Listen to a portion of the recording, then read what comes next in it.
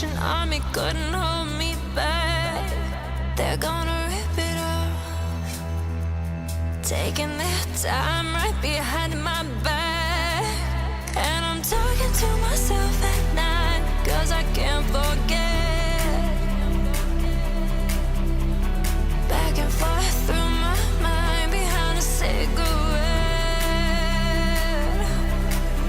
And a message coming from my eyes said, leave me alone.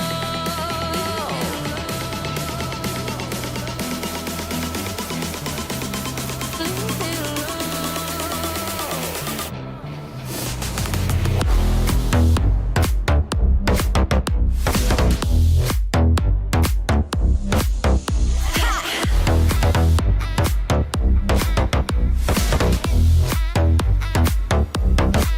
Don't wanna hear about it.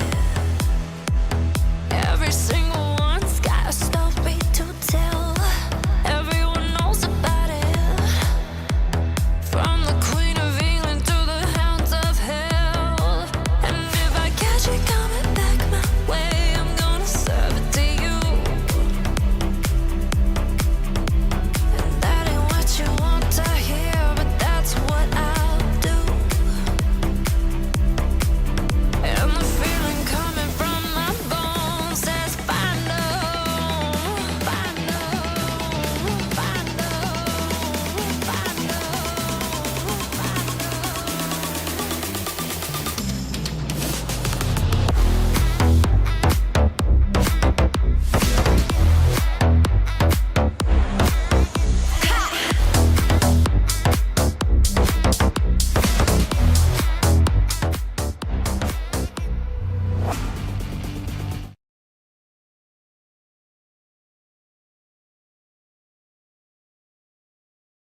E aí, pessoas, como estamos no dia de hoje, dia 29 de maio de 2024, 8 horas da noite do horário de Brasília, 8h01.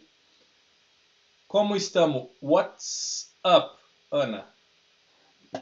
Olá, pessoal. Bruna está aqui, sempre está. Georgiane, hello, how are you? I'm slow today. Oi, Moneda, tudo bem? Marlene, olá, você veio na segunda-feira? É bom que já tá o hábito, né? Na segunda você já sabe, fala, né, tem coisa para fazer. Deixa eu apertar os botões lá para ver o que a internet está falando para mim, né? Tudo bem, Elisa? Manu, tudo chuchu, beleza? A Ana tá ali, também já falei. Oi, Ana, fala, seu Adilson Lodovic, como estamos? Eu ia falar neste dia belo, mas eu não sei se está belo aí para vocês, né? Para mim o dia está belo, bonito, ainda tem sol. Cristiane está por aqui também. Tami, tudo bem com você, Tami? Como está? Trabalhou muito hoje? A Erika judiou de você? E aí, Marcos? Brasil, este não nega. José Batista Souza, JBS, como estamos, JBS? E finalmente, Angela, how are you? How are things going? Estamos bem, estamos vivos, mais um dia. Hoje a gente está meio filosófico, né? Eu não sei se isso atrai ou afasta as pessoas. Hoje o assunto é mais filosófico. A gente já falou alguma vez de filosofia aqui, não? As pessoas acham que filosofia camiseta da firma. Inclusive, deixa eu fazer um plug aqui. Pera aí, já que eu derail, eu tenho atenção curta às vezes. Eu vou compartilhar com vocês. Pera aí. Ontem eu fiz uma live pela empresa. Aqui, se vocês quiserem me ver falar do meu trabalho por 40 minutos, tipo uma entrevista, tá aqui, ó. Eu tô pondo no chat. Precisa fazer um cadastrinho chato lá, os botões é meio confuso, o site não é muito bom, não. Mas foi legal, foi legal. Foi legal. Isso é o que eu faço da vida. Se alguém tá querendo fazer uma coisa parecida, pode ver aí. Quer dizer, eu não fico falando, né? Eu não ganho dinheiro falando. Ou até é, porque meu trabalho a maior parte do tempo é falar. Eu faço muito pouco de fazer alguma coisa mesmo, né? A maior parte do tempo eu tô falando, eu converso muito. E foi legal, foi a primeira vez a gente tem uma iniciativa aí de gerar conteúdo também, né? Para contribuir para os clientes e tal, então acho que foi legal. Mas enfim, voltando ao assunto principal, né? Nós vamos filosofar hoje, não é isso? E a gente está acostumado, pelo menos eu. É engraçado quando a gente é jovem, né? Eu já sou velho. Quando a gente é jovem, a gente acha que filosofia é chato e filosofia é mó legal. E todo mundo aqui é filósofo, né? A gente não ganha dinheiro com isso, mas a gente é filósofo. A gente pensa na vida, pensa a respeito das coisas da vida, tenta entender para que serve, o que está fazendo aqui. Isso tudo é filosofia, não é isso? Então, hoje a gente. Tudo bem, Kelma? Hoje a gente vai falar um pouco de ego. E eu tenho que virar o idioma, né? É bom? A gente quer inglês, não é isso? So let's do that. Let me share my screen. Okay. Yes. So here we are. So I think this is a little bit based on the book by an author that I like a lot. His name is Ryan Holiday, right? I don't know if you know Erika, like she talks about him quite often. I found him during the pandemic. There's good stuff. His books are good. They always follow the same formula. If you read his books about philosophy and stoicism, it's usually it follows the same structure. So it's a bunch of stories with stuff for you to learn from the stories, and it usually has a theme. So it's very good. Ego is the enemy, as you might guess. It's about ego, right? So when I was young, as I was saying, I thought that I don't know what I thought about ego. I don't think I was ever arrogant, you know, but I maybe was a little bit less polite, or I was a little bit more rude than I could have been. And once you start thinking about this and understanding, you know, how you see yourself, what's important to you, I think that the great benefit of it is you start not paying too much attention to what people say, and you start being a little bit more content with your life. You stop preventing this yourself from getting in front of you and preventing your growth. So I think ego is a very, very important thing to discuss. And if you think about like the past weekend, I watched Elite Squad 1 and 2, Tropa de Elite.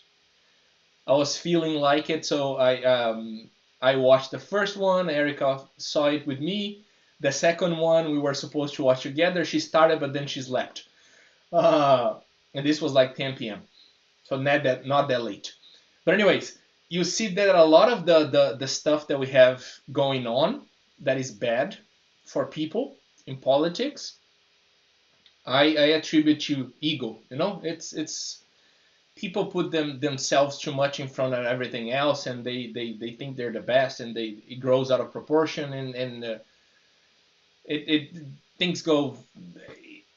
It doesn't help. So let's start talking about this. I've been talking randomly for too long. I have some slides here. Actually, there's 130. We'll go quickly through this. Like the slides are just like kind of supporting structure for what we're going to talk about.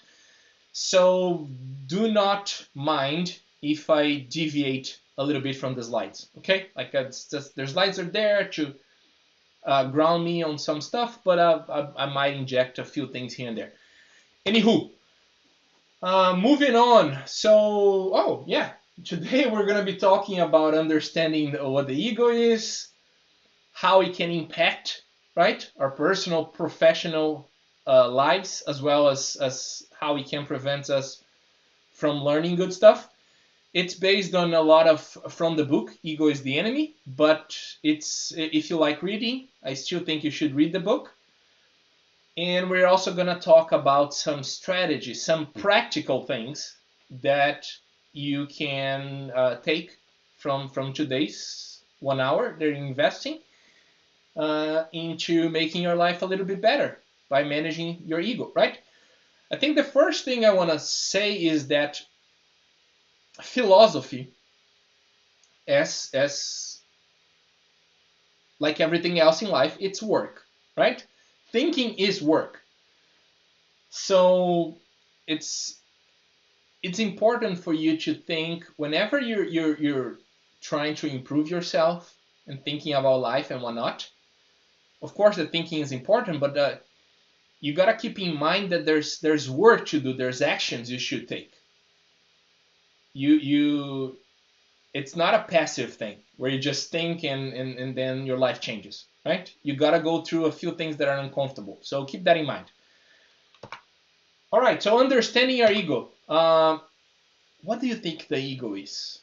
I don't know if there's of course multiple dimensions that we can think about when talking about the ego, but I like this definition. So ego is how you see yourself, how important you think you are. You know, it's that measure, that stick that measures your level of self-importance. And it's positive because it helps you recognize your worth, how good you are, right? It might become a problem when that happens. So when that makes you feel you think you're more than you actually are.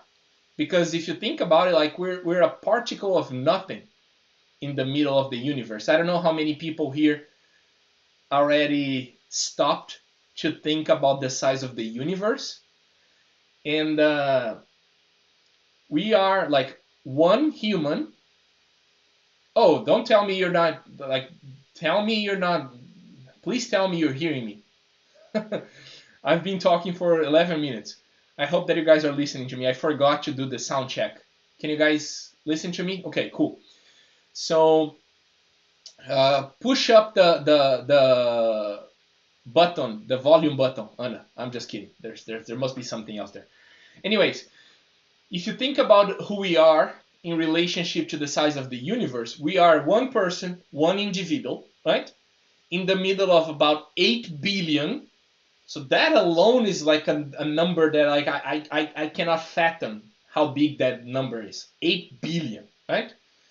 Then we are, if I'm not mistaken, like we're one planet in a galaxy, actually revolving one star in a galaxy that has about 100 billion stars, in a universe that has, give or take, 100 billion galaxies. So if you take that perspective, we're nothing.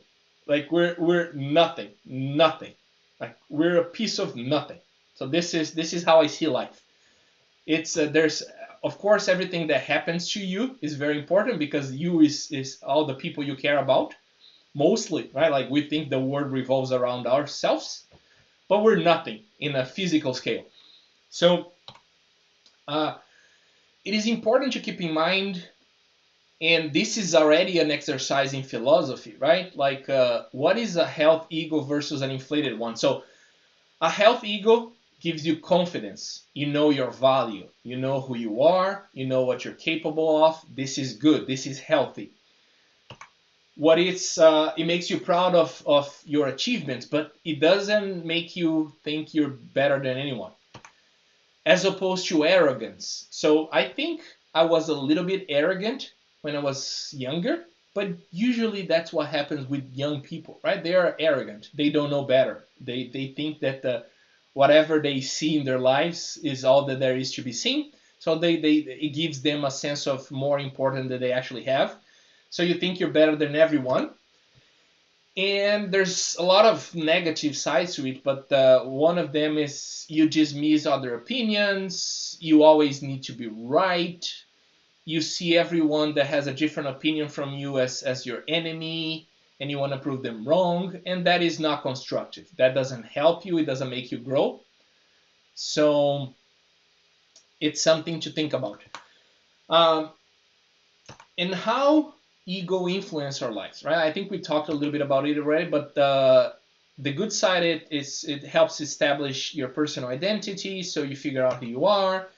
It gives you confidence, but on the opposite side is it causes conflict. So if you think about, if you use the right state of mind, your right framework, and you inspect your thinking, I'm pretty sure that you're going to find that a lot of situations in your life, things went wrong because your ego got in the way, right? And we're going to talk more about that.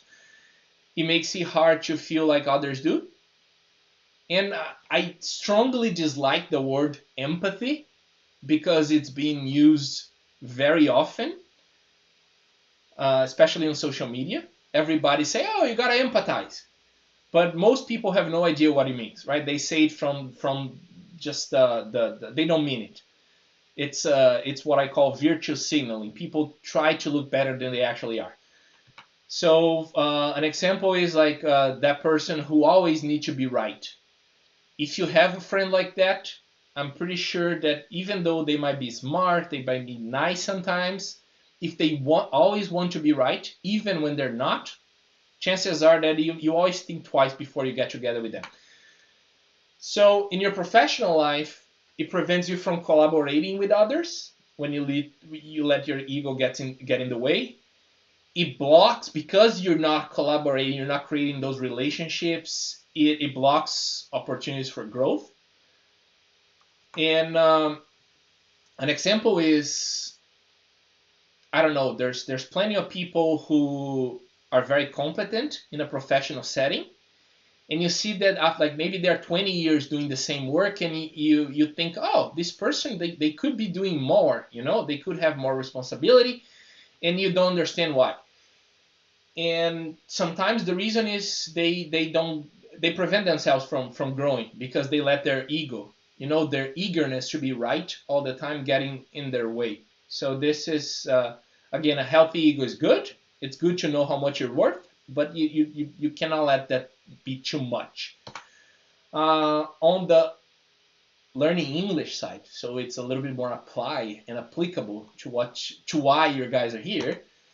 It prevents you from accepting feedback. Sometimes maybe there's I think we're going to talk about that, but if you ever face the situation where someone you don't like, so there's that, they give you feedback and the feedback is right, but since it comes from a person you don't like, you have what's called cognitive dissonance. Your brain cannot figure it out. Okay, there's this person that I don't like, but they're telling me something that is real, that is good. Oh, but since I don't like them, your brain needs to make that those two things, they need to be right, because your brain always wants to, follow a logical sequence. So you dismiss that good feedback, right? So that happens when you're learning. It also creates an unrealistic expectation, because maybe you're good at something. Maybe you're very good at something. It happened a lot with Erika when she used to be like a private teacher. She had kind of high-level executives. They excelled at their job, and they sucked at English when learning English. And that was a problem, because they couldn't accept, oh, how can I be so good at this job, or like whatever in my life, I'm rich, I make good money, and I cannot make progress on learning. So there's this cognitive dissonance, right? Like, oh, they see themselves as so good, as so successful. How can someone be that is that successful fail on something, right? That is your ego talking. So you gotta separate those two things, and that might require some work.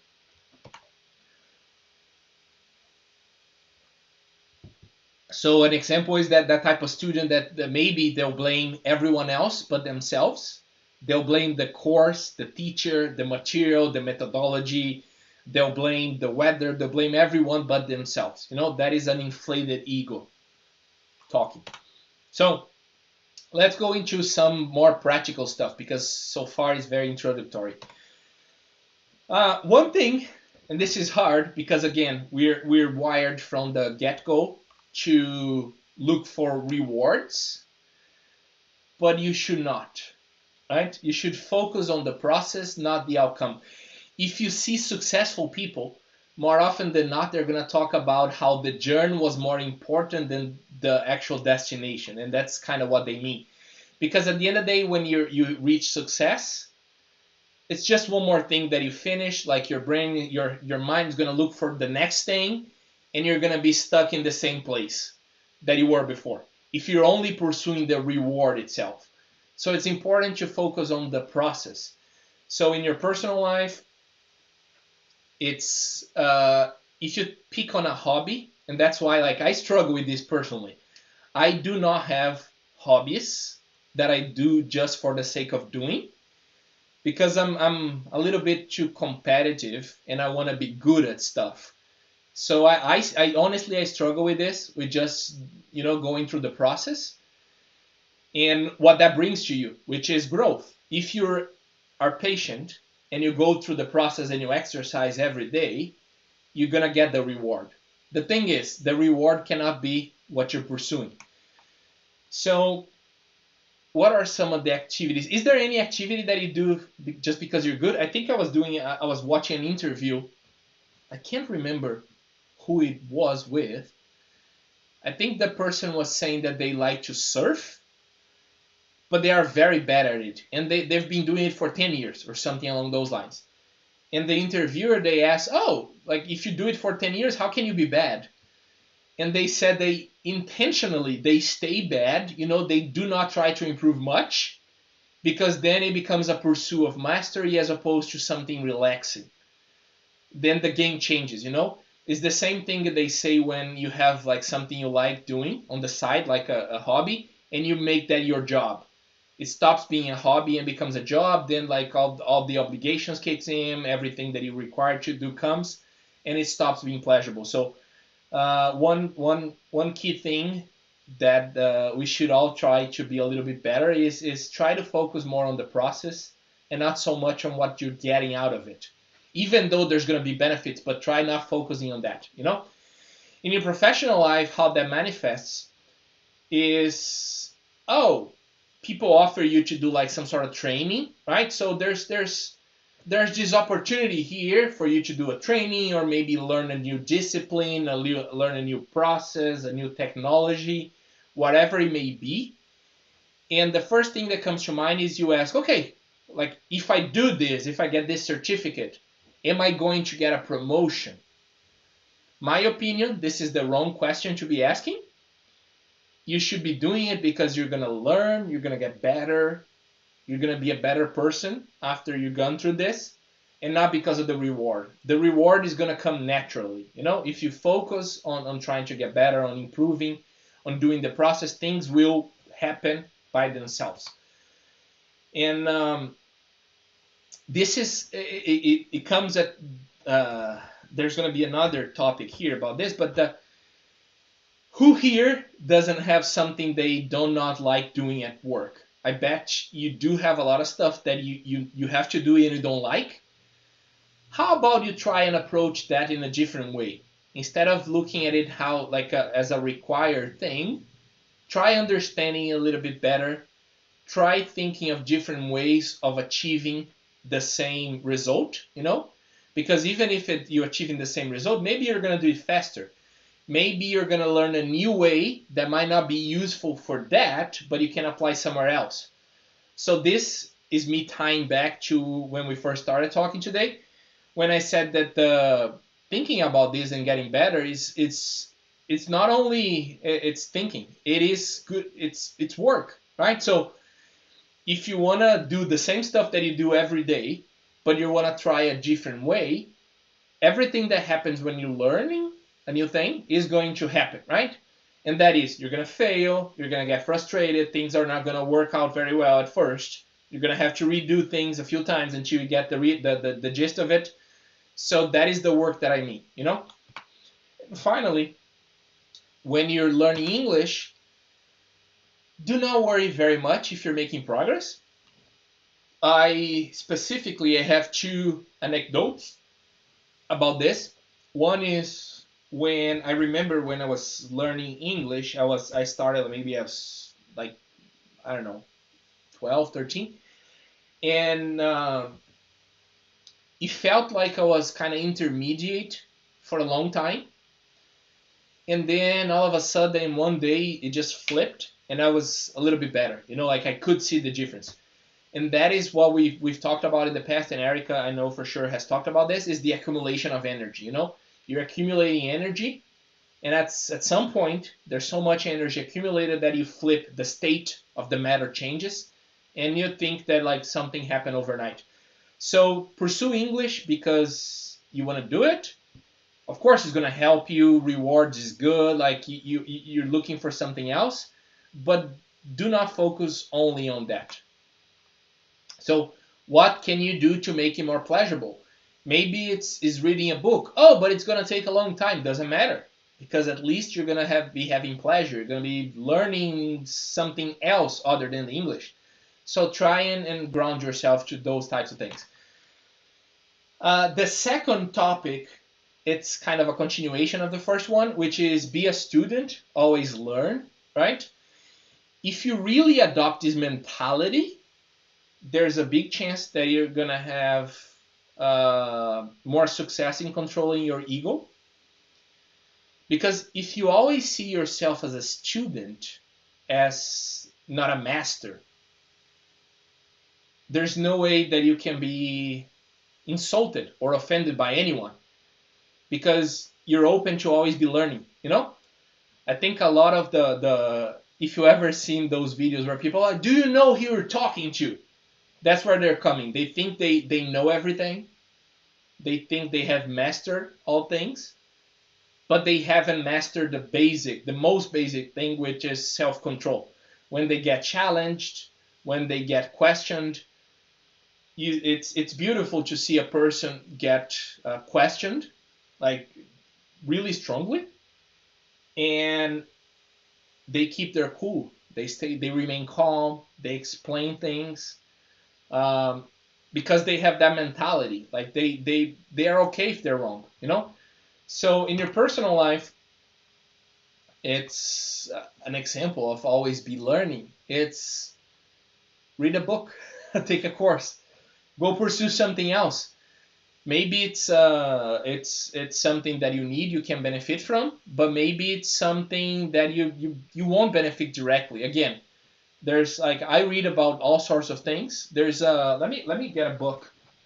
It's I'm kind of in the. Oh, did I lose the page marker? So I'm reading a book. It's about comedy in improvisation in theater. I am not an actor. I have no no. I don't want to be one. I'm not gonna ever be in a theater. But I said, okay, let me see what can I learn from this, And there's quite a lot that you can learn if you keep that mentality. So, oh yeah, what new topics are you curious about? Like I genuinely take an honest interest on everything. If I'm talking to people, I think we had a session maybe a few months ago where we were talking about small talk and how to make conversation, and this is how I became better. I'm not gonna say I'm good, but I'm decent. I'm making conversation because I try to always be learning from people, even if it's learning how to not do stuff, right? Like if even if you're telling me something that you did and I know it's wrong, I still like it because then it tells me, okay, that's not how you should do it. Like this is what I should avoid.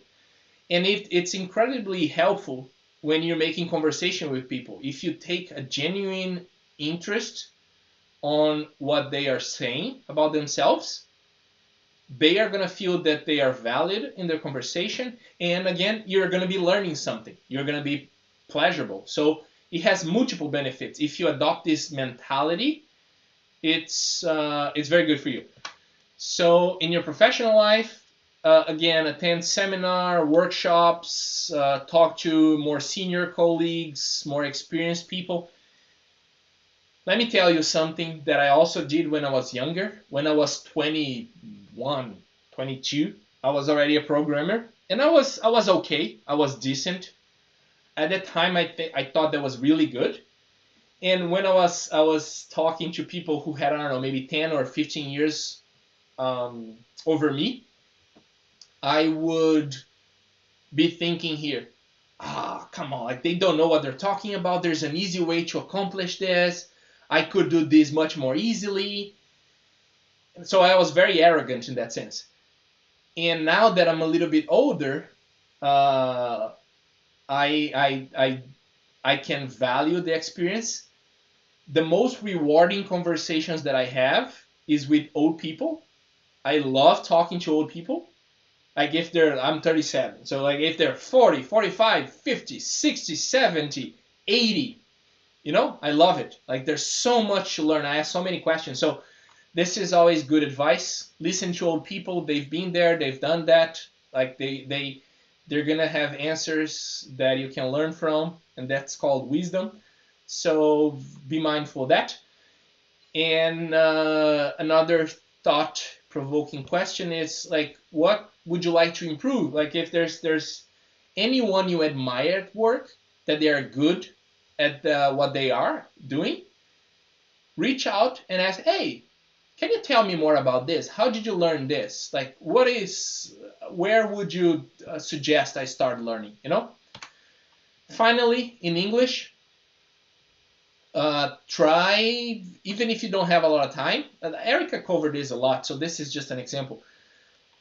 Spend some time in a different app, different website, learn one word every day. Keep the mentality going. Always be learning. Always learn new stuff. Always behave as a student. So the question here, again, to thought-provoking question is, okay, what is it that you're going to try? Maybe you guys are trying something new today, and I think to a lot of extent, you guys got this covered because like you're not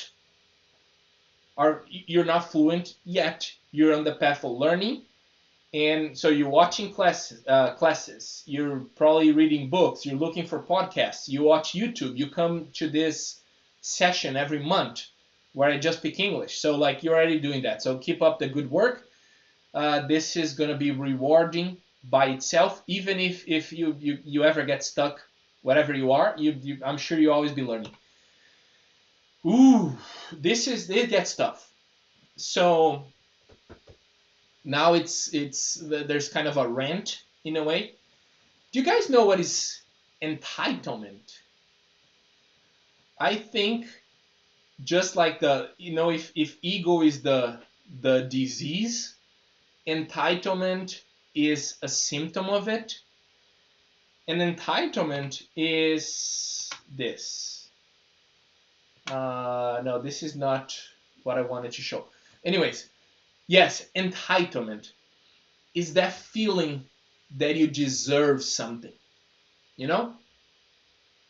So when you go to, let me try and come up with, this is this word, anatomy, entitlement. This is a disease in our current world.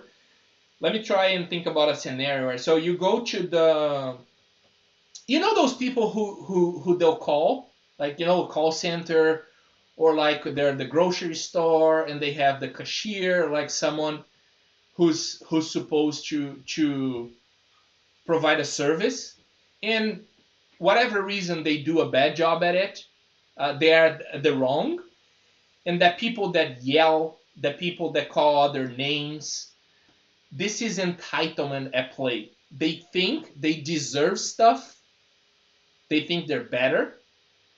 Entitlement is coming and say, esse é meu direito, right? It's thinking that for some reason, somewhere, someone, somewhere, they need to do something for you. I have a friend that they're gonna get married, and getting married is the dream of his fiance, right? And what she did, she invited the, it's escaping me, padrinhos, and she wants them to wear like the same colors, like there's kind of uniform. And she demands it. If people say no, she gets upset because she feels entitled. She feels like that's a right. Does that make sense? Like, I want to pause here. Is that making sense? Maybe you agree to this person. Oh, I'm going to invite you to my wedding. You're going to be my bridesmaid or my maid of honor, the best man. And I want you to dress like this, but I'm not going to pay for that. I'm inviting you. You have to pay. And if you say no, I'm going to get upset. This is entitlement. Is you thinking that you deserve that. And this is one of the worst things that can happen. If you see a rich person, that person that they cannot stand in line with the rest of us. They think that just because they have money, they have to get better treatment. This is entitlement. This is people think that just because they are alive, they are the center of the world and they deserve everything. Is that making sense? What do you think about entitlement? Like, this is, to me, this is key. The alternative approach to this is that you should think that nobody owes you anything. If people are kind to you, it's because they are good people. It's not because you deserve it. If you get something, it's because you were lucky, not because you deserve it. If, I don't know, if you're going to ask for something, you're going to ask, you're going to be kind, you're going to say thank you, you're going to say I'm grateful, and you're going to do this because you don't think you're entitled. You think that anything you get in life, it's because you worked for it. So this is the attitude we should have, Being entitled, it's the worst thing. Entitled, it's very easy to explain with kids. That kid that they get everything, they never hear no? They usually grow up to be entitled. They think they deserve everything in life. They think they don't have to work for anything. And this is a terrible attitude, because if people don't say no to you, you don't learn with your failures, you don't get to be a better person. Chances are you're going to grow up and think that the world is fantastic, that you are fantastic. So be very careful with when you feel entitled. Another thing that might, mimado, there you go, Kenji, there you go, that's a good translation. And this is the biggest this is one of the biggest traps that we make for ourselves, where even with our partners, right? Oh, let's say that one day your partner, they didn't do something that you expected them to do, right? And you get extremely upset with them. Why? This is your entitled self talking. You gotta be grateful every time someone does something for you. Don't take it for granted, because nobody owes you anything. Even respect. Respect is earned. It's not if people don't respect you, there's probably a reason. So it's very important for you to think about your own actions and how you come across. It is terrible. Bosses, like people complain a lot of about bosses that are not very good, right? Of course there are those. But have they thought about how they behave as well? The stuff that I see more often than not in LinkedIn is a lot of people entitled in the comments. Oh, the company must give me this, must give me that, must provide this. I have problems. They need to accommodate me. They don't need to do absolutely anything. The only thing that you have in your life is your life. That's the only thing you have a right to. And even that is questionable, because 300 years ago, not even having your life was a thing. Dying, being killed or murdered was very common. We didn't have the safety we have today, you know? So, of course, I'm not telling you to not want those things and not pursue those, but there's a difference between wanting and being thankful and appreciating how that is given to you by others and how others are there to help you and do good things with you. And the difference between that and a difference between thinking that you deserve it but just because you are who you are.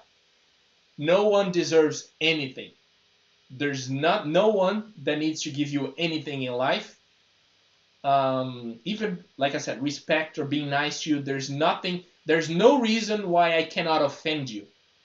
There's nothing's gonna happen to me, and then you shouldn't think that is my.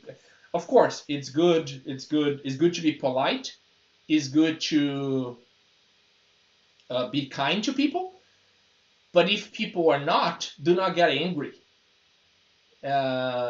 Think about stuff. See how you can do better. And if you adopt that kind of attitude in your life, things are gonna be much better. Anyway, so in a professional life, entitledness, it's this is cool. So when you expect your boss to promote you, you expect your boss to give you easy tasks or give work that you like to do. Why do you expect that? You're already being paid. All the expectation you can have in a professional life is to be paid for what you're supposed to do. Instead, try and take the approach of, oh, let me take this thing that people are asking me to do and see it as a challenge instead of as an inconvenience. That is a growth mindset. If you think, oh, like, screw this person for sending this problem to me. It's okay to think that for a few seconds, right? But instead of getting angry and getting stuck in that, just think, okay, I have to deal with this. What can I learn? How can I do better? How can I figure this out? How can I solve this problem and challenge and grow? So there you go. How can I earn respect by actually rising up to the challenge? And then finally in English, just do the work. Do not expect shortcuts. Do the work. Put in the hours. Study. Learn. Practice. Fail. Do not be entitled. Do not think that you deserve to learn or to know just because. So how much effort are you willing to put in mastering English? Anyway, let me speed up because otherwise we're going to be stuck here forever. Humility also goes to entitledness, right? If we feel that we're better, we're going to be entitled. If we're humble, if we truly come from a position of being humble, of not expecting anything from anyone and being grateful for everything that comes to us, we're going to be humble and we're going to have a much better outlook in life. So admit when you're wrong in a conversation. Do not be that person that always have to be right. There's this was in 2009.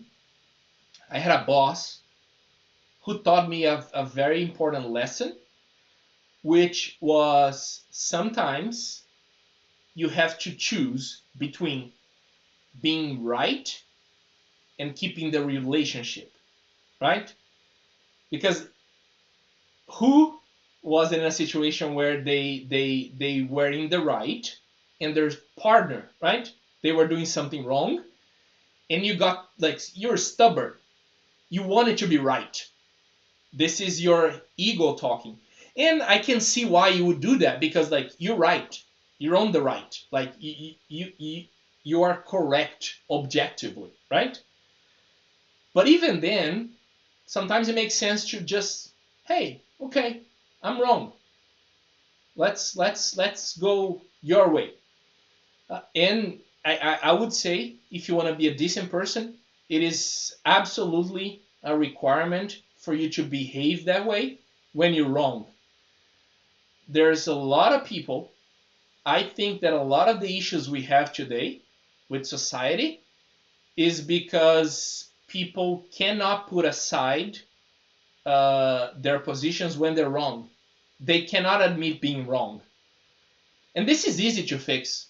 If you assume that everything that you're doing, you might be wrong, and that you have stuff to learn, humility, humbleness, Kenji, I don't know if that's a word.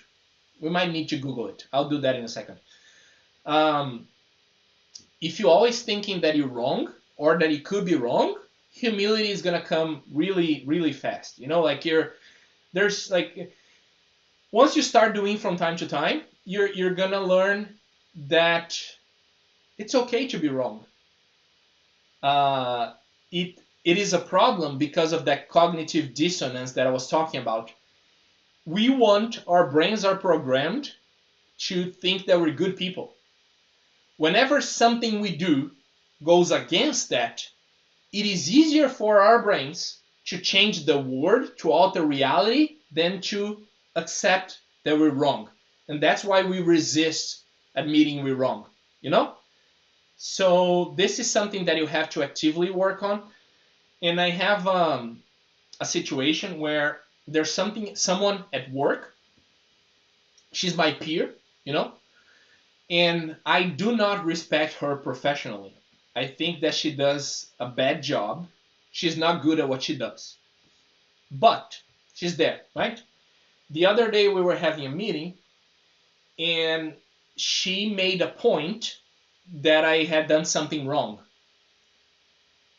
As soon as she spoke, if I'm being honest with you guys, I started feeling warm, and my muscles started to tense up, like when you want to fight. And I had to take a breath because I got in a defensive position. But I think I did well at that time. I was good enough to take a breath and said, okay, I hear you. Let me think about this, and I'll get back to you, And I thought about the scenario that she presented, that I failed on a specific thing. I slept on it. So I spent, I don't know, 24 hours thinking about it. And what was troubling me is I knew that she was right. But it's coming from someone I don't respect because I don't think they're good in general, right? At what they do. And it hurt so much inside to admit that she was right. So the next day, what I did was I called her and said, look, I think you're right.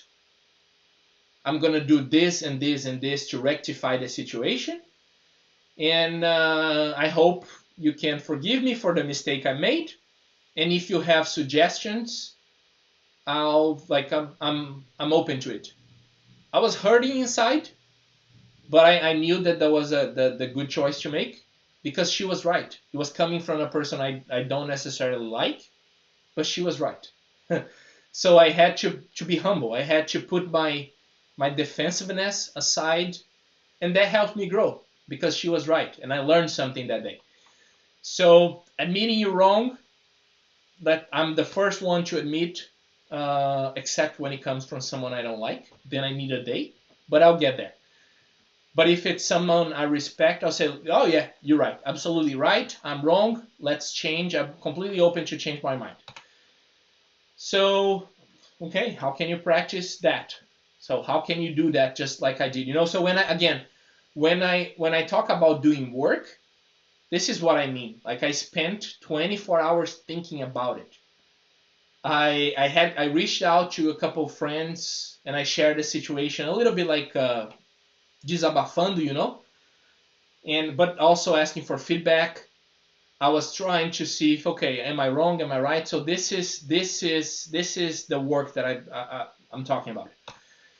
Professional life. So ask constructive feedback from colleagues. So this is very hard because we all have a sense of self, we all like to think that we're in a certain way.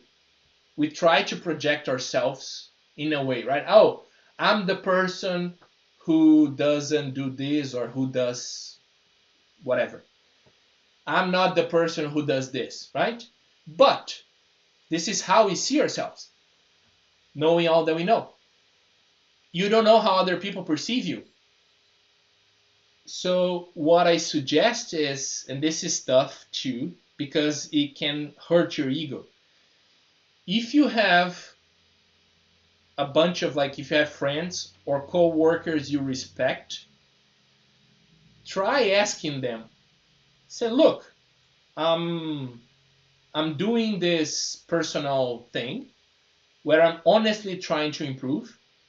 I think I have reached my limit. Like, I don't know. I'm not seeing things anymore that I can improve, or I don't see things quite clear.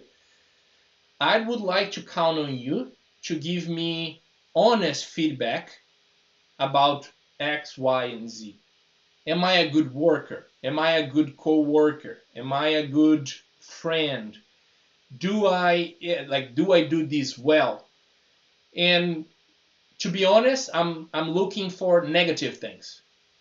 If there's good things in there, you can say so, but I'm honestly interested in negative things. And please be as raw as you can and as honest as you can. You know, this is painful. When I took the job that I have now, I didn't feel I was prepared for it. So I started, like, I got like 3 or 4 people that I trust, and I did just that, you know. And I heard a few things that hurt me, but again, those things made me grow. So I strongly encourage you guys to do that as well. So how is that gonna help you? You know, I think we've just talked about that. Finally, in English, making mistakes is part of learning. Going back to what we've been talking about, you're gonna make mistakes. That's the only way you learn. There's nothing you know that you're gonna do well the first time. So make peace with that. How do you handle? Do you get upset? Do you get frustrated? You know? Woo.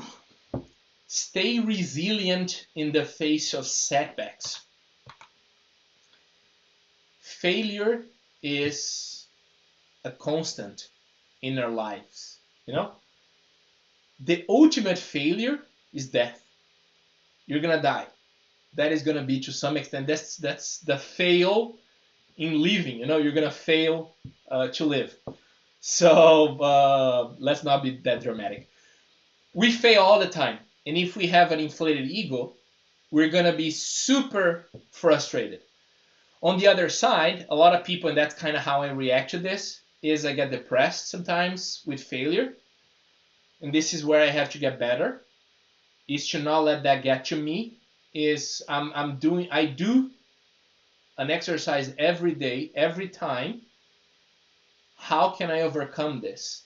Even if this didn't went as well as it should, I have to know that I'm gonna be okay. Time's gonna pass. I'm gonna learn. So how do I take this as a learning experience? How do I internalize this and use it to learn and grow? I'm not gonna be angry. I'm not gonna take on others. If we go back to humility and to the not being entitled, you know, when there's failure, depending on what it is, let's say you lost money, you made a bet and you lost money, right? You invested money in something that didn't work. You can get angry, you can get upset, you can blame others, but none of those things are going to help you at all. They're not going to give your money back. Blaming others, it's not going to make you learn anything. The only thing you can do is absorb that, think about it, and see what you can do next. You know, even feeling ashamed, there's a lot of people who feel shame when they fail.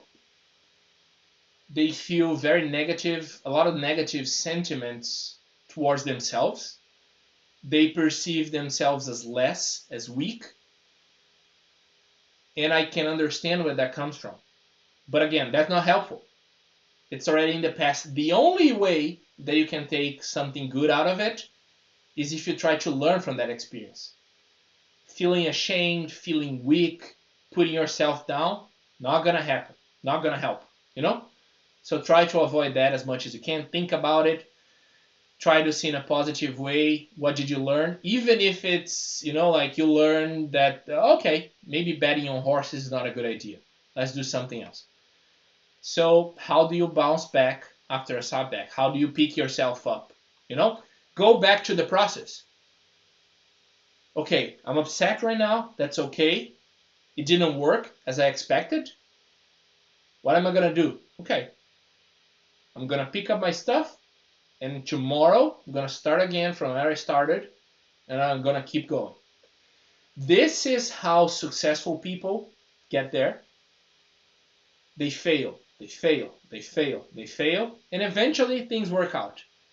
But it's not because they're lucky. I mean, some are, and lucky plays a component in this. But more often than not, just because people can survive the failures, and they become resilient. Once you're resilient, anyone can throw anything at you, and they cannot put you down. They don't hurt you, because you've been in the wrong place. You've been in a worse place. Bounce is like, in this context, is voltar, Kelma. Como você volta depois de um atraso, por exemplo, depois de alguma coisa que te pôs para trás, né? Mas pode ser também bounce é pular. Então, how do you bounce back? A setback, and then you bounce, like a ball. Professional life, very close to personal life. Be resilient, take feedback. Do not be defensive, as we were talking. Use that feedback to keep self-improving. How can you turn professional setbacks into opportunities for growth? You do the stuff we already talked about, right? You ask for help. You be genuinely open to feedback. You ask questions. You do work. You put your head down and go to work. In English, again, it's just a variation of what we're talking about. You continue to practice. Okay, today, like I failed the test. What am I going to do tomorrow? Okay, I'm going to review the stuff. Oh, but I knew the thing. I just got nervous. That's okay. Maybe I'm going to take now another practice test, because I need to work on my emotions as opposed to my knowledge. So grow resilient. Someone that is resilient, they're never going to fail, because they're not done yet. They are always looking to the next thing that they can do to improve. So how do you stay motivated? It's because you enjoy the process. You're doing because you're getting better. Even if it's not at the rate that you expect to, that's okay. It doesn't matter. Because you're not necessarily only interested in the outcome. You're interested in the process, in the journey, in growing more disciplined, And this is tough. Everything that we've been talking about will only work if you can do this. A self-assessment that is honest. What does that mean? Think about your life. Think about the good things and the bad things. Look at what's working, what's not. Take ownership on what you're doing. There's a story I always tell. Let me take a sip of water. And it's a little bit to the extreme. So it's this example to the extreme. It's kind of this self-assessment thing to the extreme. Say that I'm walking down the street, and someone punches me in the face. They come and they say, "Pah!" Of course, I'm going to be angry. I'm not going to be at fault. It's not going to be my fault. I'm not the one to blame. But the way I see life, the way I see things in life, even though it wasn't me, I'm still gonna go back to my house and think, what could I have done to prevent this? Maybe if I exercise more, maybe I would have a faster response time, reaction time. I would be able to avoid the punch. Maybe if I don't know, if I practiced judo, I would be able to defend me. Even though it wasn't caused directly by me, maybe it was a crazy person on the street who just punched me. I'd still like to take ownership of these things because that is the only way that I can grow. That is the only way that I can learn something. If I blame others for stuff that happens in life, I'm not the driver of my own car. I'm not driving my life. Even in extreme case like this, even if someone do something wrong to you, like something, I don't know, you're at the bus and people rob you. You're not wrong. You're not at fault. It's right. It's okay to be angry. It's okay to ask the government to provide safety and security and better life conditions. That is all okay. But you also should think about what can you do better. Not necessarily because it's okay for people to be robbed, but remember, your interest is to get better, is to grow, is to see how you can learn. If you take this approach with everything in life, if you're always questioning yourself honestly, its chances are that success, it's gonna come much more often. You're gonna grow much faster. Things in your life are gonna improve much, much more. When Erika started with the business, like, she had a lot of issues with this. She always could point to something or someone doing something wrong, and that's fine. People screw up. Maybe you have a co-worker who did something wrong. They dropped the ball. Yes. But just saying that doesn't help you. So what are you going to do that helps you? Think about this. So how can you be more honest? Instead of, like, I think this is something that Erika talks all the time about is, oh, I don't have time. Maybe you don't. Maybe you do. Are you being honest with yourself? And it's okay if you don't. Maybe you need to do this, but you don't have time. You really don't have time, right? Then the other thing you have to do, you accept you don't have time and put it aside and leave it for later, revisit later. But at least you are honest to yourself. You learned something, as opposed to keep, like, lying to you. Oh, I don't have time. When in fact, like, you spend an hour or two browsing the internet for nothing, Professional is kind of the same thing. It's going to help you grow, help you be better. Going back to the personal life, because I think I was kind of talking more about professional life. But with family, maybe you have a family member that sucks, they're terrible, and they mistreat you, right? You can use that opportunity to grow. Oh, next time I see this person, they're going to say something bad to me. I am not going to engage. I am not going to escalate. I'm going to try to understand what they're saying. I'm not going to get defensive.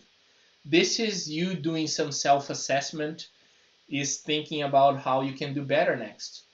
And you practice a few times. Eventually, you're going to get way better at this. And maybe even that person that was your enemy in your family or at work, they're going to become your friends because you're going to project so much goodness, positivity, and you're going to look so strong, even though you're super fragile, because you say, hey, hit me, I can take it, So think about that. That should be good. Finally, learning English. Track your progress. Do not delude yourself. If you thought that we get messages like these every day. Oh, how can I learn English in 6 months? You can't. That's not going to happen. Then what happens is people, they reply back and say, oh no, there is a way. You're not going to teach it, So people, like, they prefer to lie to themselves instead of having to accept that they made a bad choice in the past, and they're going to have to deal with the consequences. So do not be that person. There we go. I probably have another hour on this for us to talk about some other practical aspects. I'm not gonna go another hour because it's gonna be late. You're already stuck here with me an hour, so I think what's gonna happen, unless you guys tell me not to do this, is I'm gonna be back next week so we can do part 2. Because when I was putting this together, I know it was be kind of lengthy, and I was right. There's just too much to talk about this, and I tend to repeat myself a little bit and keep circling around the bush. But before we go, I would like to ask you guys a favor. I'm not sure how to ask. I've been doing this with you for how long? I don't know, maybe 6 months at least, maybe a year. I don't know. It's been a while. And every week, not every week, every month, I come here and I know you guys because like you're learning something like around English at least. And I bring like a mixed subject, and this is great for me too because every day I come here, I come with like a specific objective in mind. Today I said to myself I'm gonna do less, you know. But what I did was I changed it for the So I to some extent I failed, but at least I took a step in the right direction. Anyway, my ask is if you can, either here in the chat, it doesn't have to be now. If you could, either here or in Hotmart or in like WhatsApp, Erika, or even email, right? I'm gonna ask you guys to send me an email if you can, because the email I'll read. For you who don't have my email, this is my email. If there was, like, I've been talking for 1 hour, right? I hope that I said at least one thing that, I don't know, clicked in your brain, that said, oh, I never thought about that. You made me think about this. I would love to know if there's something like that. So if there is, can you please email me what it was? Take a minute and send me an email. I'll strongly appreciate. I've been doing this for a while. Like I want to understand if there's value in there.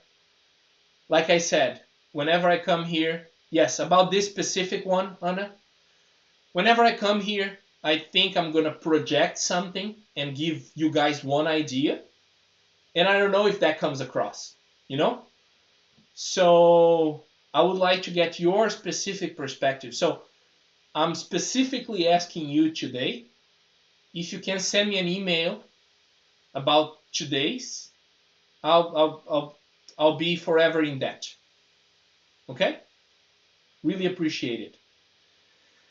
With that said, do we have any questions that we want to address before we go? I was keeping an eye on the chat. I don't think you guys asked anything. Yay, let's cantar parabéns. Parabéns pra você nessa data querida. Muitas felicidades, muitos anos de vida. E... Quem que é? A Gi é a Georgiane? Quem que é a Gi, Manu? É a Georgiane? Eu vi certo aqui? Cadê?